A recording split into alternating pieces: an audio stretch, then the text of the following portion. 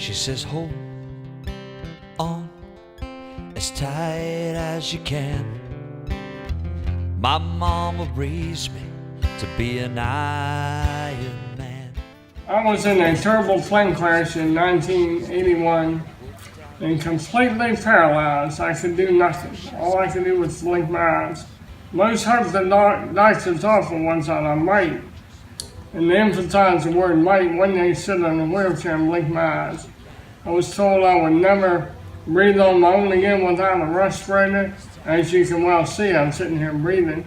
Told I would never be able to speak again. My larynx and voice box was correct, but as you can plainly see, I'm speaking. Told that I would never be able to eat again, food, as my swallowing reflex was destroyed, but I eat whatever I want right now, sometimes too much. Told that I'd never use my hands again. As you see, I can use them. Told I'd never walk. My bladder and bowels would never work normally again, which they do. There's that old concept of what you think you can do, you can do. Yeah, I believe that man becomes what he thinks about. You are an amazing story. They ought to do a movie about this, huh? They ought to do a movie. You know, that's my dream and goal. Hi, I'm Brian Jude. A few years ago, I watched a documentary film called The Secret.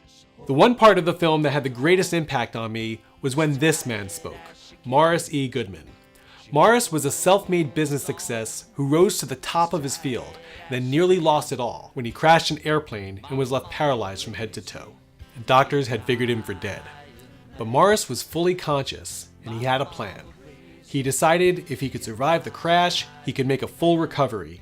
And within 8 months, using the same techniques that made him successful in business, he was able to walk out of the hospital on his own 2 feet.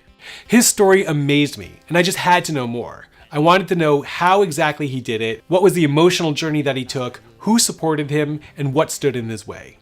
I researched all of the information I could on him, and I was astonished that his story hadn't been made into a feature film before. I think the question is not what it means to me or what it would mean to me to have my story made into a movie, but what it would mean to other people. You know, everybody goes through challenges and problems. Everybody has setbacks and adversities. It may not be a plane crash where you're completely paralyzed and can't do nothing but blink your eyes, but everybody goes through challenges and problems.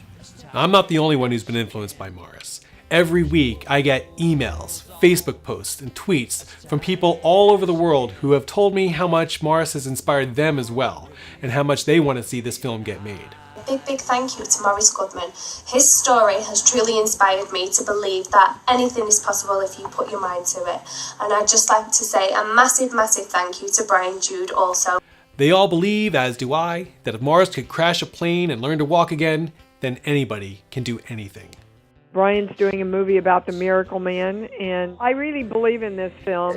It's going to be a really powerful film.